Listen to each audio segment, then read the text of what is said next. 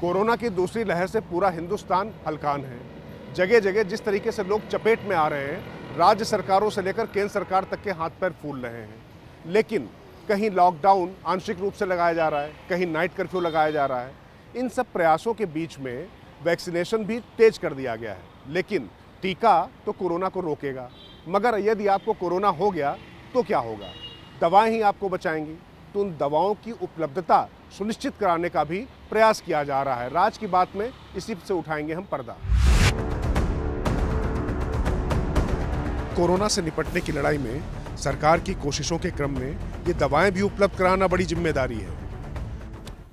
Corona की रोकथाम यानी संक्रमण फैलने से रोकने के साथ साथ यदि कोरोना हो जाता है तो उसके लिए जरूरी दवाएं उपलब्ध कराने में सरकार जुटी पड़ी है। तो इसी लिहाज से आपको बताते हैं राज की बात कि कैसे रेमडेसिविर नाम की दवा, जो कि कोरोना के इलाज में रामबाण मानी जाती है, उसके ज़्यादा उत्पादन के लिए केंद्र सरकार ने कंपनियों को लिखा है। राज की बात यह है कि रेमडेसिविर दवा अभी 7 कंपनियां बनाती हैं और जब ये पूरी क्षमता से बनाती हैं तो एक महीने में 3,60,000 ही बन पाती हैं। और बीच में कोरोना की रफ्तार कम होने से इन्होंने ये क्षमता आधी से भी कम कर दी थी। लेकिन अब कोरोना की सेकेंड वेव की रफ्तार को देखते हुए सरकार ने फैसला किया है कि इस दवा के उत्पादन में इजाफा किया जाएगा। इसीलिए कंपनियों को रसायन मंत्रालय ने पत्र लिखकर पूरी क्षमता के साथ दवाएं बनाने को कहा है और साथ ही ये क्षमता और बढ़ाने को भी कहा है। देश में रेमडेसिविर की किल्लत बनी हुई है।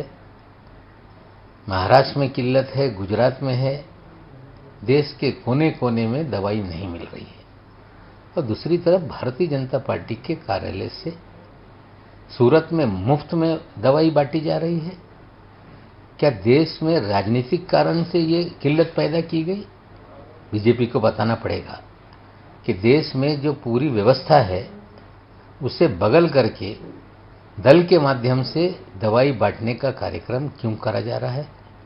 और ये दवाई आई कहाँ से? क्या कहीं सरकारी गोडाउन से चोरी की गई या कंपनी वालों पे दबाव बनाकर वसूल किया गया? સરકારે અલગ વ્યવસ્થા કરી છે અને ભારતીય જનતા પાર્ટી તરફથી જે વિતરણનો કાર્યક્રમ છે એ પણ અલગ છે। रेमडेसिविर तो एक दवा रही जो कि बहुत ही रामबाण मानी जाती है, लेकिन कोरोना से लड़ने में जो दवाएं कारगर हैं उनका भी उत्पादन बढ़ाने के लिए केंद्र सरकार ने कंपनियों को लिखा है। और डॉक्टरों के पैनल से कहा जा रहा है कि टीके के अलावा जो लोग कोरोना से ग्रसित हो चुके हैं उनके इलाज के लिए जो भी महत्वपूर्ण दवाएं हैं उनके बारे में रिसर्च करके लगातार बताते जाया जाए ताकि इसकी कमी ना होने पाए।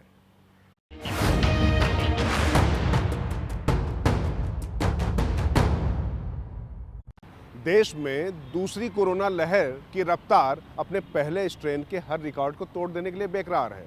रोजाना 1 लाख से काफ़ी ज़्यादा आंकड़ा अब केंद्र और राज्य सरकार के हाथ पांव फुलाने लगा है।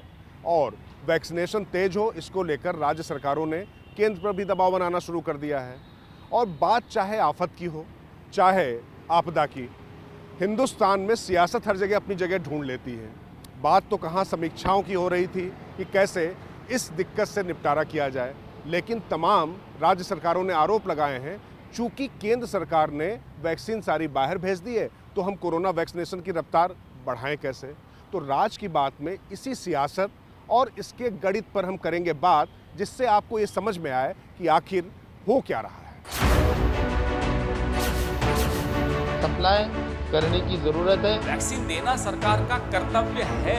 अब पूरा नियंत्रण केंद्र के पास है। ये राज की बात आपके लिए इसलिए जानना जरूरी है क्योंकि वैक्सीन की कमी की जो बात बोल बोल कर डर पैदा किया जा रहा है, उस सच को जानकर ही आप जागरूक रह सकते हैं। तो सबसे पहले वैक्सीन की कमी का रोना महाराष्ट्र सरकार ने रोया और राज्य के स्वास्थ्य मंत्री ने कहा कि हमारे पास केवल 3 दिन की वैक्सीन बची है। हमारे जो स्वास्थ्य मंत्री है भारत सरकार के डॉक्टर हर्षवर्धन जी, उनसे मेरी कल 6 बजे बहुत डिटेल में हमारी वीसी हुई। मैंने उनके पास 4 मांगे रखी है।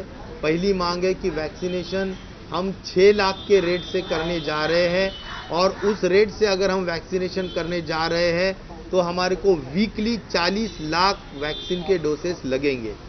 तो हमारे को वैक्सीनेशन की संख्या बढ़ा के देना चाहिए क्योंकि आज महाराष्ट्र में कई ऐसे ज़िले, कई ऐसे वैक्सीनेशन सेंटर्स हैं कि जहां पर वैक्सीन न होने की वजह से लोग वहां पर आ रहे हैं, बुजुर्ग लोग वहां पर आ रहे हैं, सीनियर सिटीजन आ रहे हैं, लेकिन उनको हमारे को नम्रता से कहना पड़ रहा है कि वैक्सीन स्टॉक नहीं है, आप प्लीज घर जाइए, जब वैक्सीन स्टॉक आएगा तब हम आपको बुलाएंगे।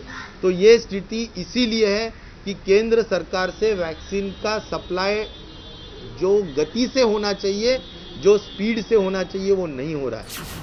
इसी फहरिस्त में छत्तीसगढ़, झारखंड, पंजाब और दिल्ली की सरकारों ने भी सुर में सुर मिला दिए, लेकिन वैक्सीन की डिलीवरी और उसके उपभोग के आंकड़ों की दूसरी ही कहानी बयां करते हैं। राज की बात यह है कि वैक्सीन की कमी के बजाय ये सियासी खेल ज्यादा है और आंकड़ों के तौर पर वो सबके सामने खुलकर आ रहा है। लोगों को भयभीत होने नहीं देना है। अगर हम जिस तरीके से लड़ाई को लड़े थे उसी तरीके से लड़ाई को जीत सकते हैं। और जैसा मैंने कहा, पूरे परिवार लेपट में आ रहे हैं, उसका मूल कारण जो मुझे नजर आता है, फिर भी आप लोग इसको वेरीफाई कीजिए। मैं क्लेम नहीं कर रहा हूं किसी चीज का, मैं सिर्फ अपना ध्यान आकर्षित करता हूं कि एसिम्प्टोमेटिक कारणों से शुरू में परिवार में ये फैल जाता है, फिर अचानक परिवार में जो पहले से बीमार व्यक्ति है या कुछ करने वाला है, वो एकदम से नए संकट में आ जाता है। चलिए अब आपको वो राज की बात बताते हैं जिससे आपको समझ में आ जाएगा कि इसमें सियासी हल्ला ज़्यादा है और वाकई आंकड़े क्या कह रहे हैं। सियासी हल्ला ये मचाया जा रहा है कि वैक्सीन की भारी कमी है, इसलिए वैक्सीनेशन की रफ्तार तेज नहीं हो पा रही है, लेकिन जरा देखिए आंकड़े क्या गवाही दे रहे हैं। India's vaccine Maitri is taking the global war against COVID-19 pandemic to a logical end. राज की बात यह है कि भारत में लोगों को 9.4 करोड़ टीके बृहस्पतिवार तक लगाए जा चुके हैं और बाहर भेजी गई वैक्सीन की संख्या 6.45 करोड़ है। जिन वैक्सीन को बाहर भेजा गया उनमें गिफ्ट की केवल 1 करोड़ 5 लाख डोज हैं, जो नेपाल, म्यांमार, बांग्लादेश जैसे पड़ोसियों को भेजी गई है। करीब 3.45 करोड़ टीके अन्य देशों ने भारत से खरीदे हैं, यानी इसमें भी भारत का फायदा ही हुआ है। यहाँ पर आपके लिए यह जानना भी जरूरी है कि मार्च 2021 के बाद किसी भी देश को बड़ी संख्या में टीकों की आपूर्ति नहीं की गई है, सिवाय नौरू के, जिसे 6 अप्रैल को 10,000 टीके भेजे गए। इसके तहत आपको ये समझना भी जरूरी है कि भारत WHO में एग्जीक्यूटिव बोर्ड का मेंबर प्रमुख है और उसके अपने अंतर्राष्ट्रीय कमिटमेंट है। इस नाते उसने WHO को 1 करोड़ 81 लाख वैक्सीन उपलब्ध कराई, लेकिन जैसे ही भारत में जरूरतें बढ़ती दिखीं तो उसने इन मैत्री संबंधों में वैक्सीन भेजना कम किया और जो अंतर्राष्ट्रीय स्तर पर कारोबार हो रहा था उस पर भी लगाम लगाई गई। गौर करने वाली बात यह भी है कि जो राज्य आज वैक्सीन की कमी के नाम पर अपनी सियासत का झंडा बुलंद करके बैठ गए हैं, वो आखिर अब तक क्या कर रहे थे।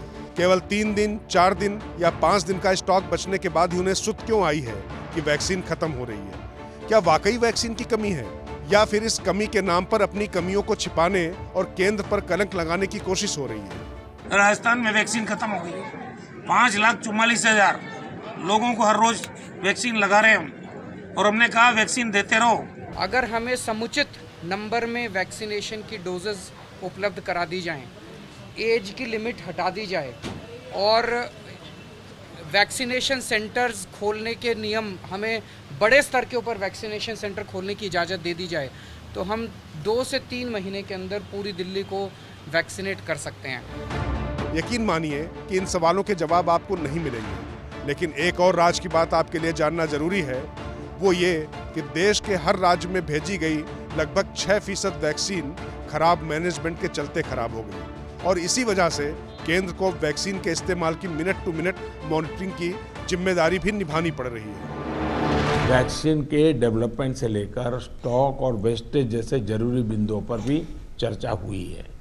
ये बात सही है, आपको मालूम है कि भी इतनी वैक्सीन बन पाती है। अभी ऐसा तो नहीं है कि इतने बड़े बड़े फैक्ट्रियां कोई रातों रात लग जाती हैं। जो हमारे पास अवेलेबल है उसके हमें प्रायोरिटाइज करना पड़ेगा।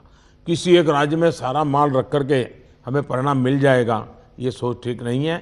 तो मतलब साफ है कि राज्यों के पास जरूरत से ज़्यादा टीके भेजे जा चुके हैं, लेकिन टीकों की कमी की जो बात कही जा रही है, अब वो सकारात्मक सियासत है या नकारात्मक, ये फैसला आप पर है। लेकिन लोकतंत्र में विपक्ष का काम सवाल उठाना होता है और कई बार सरकार उसके तहत जागरूक होती है और उसकी तंद्रा भी भंग होती है। अब ये फैसला आप पर कि ये सियासत अच्छी है या खराब।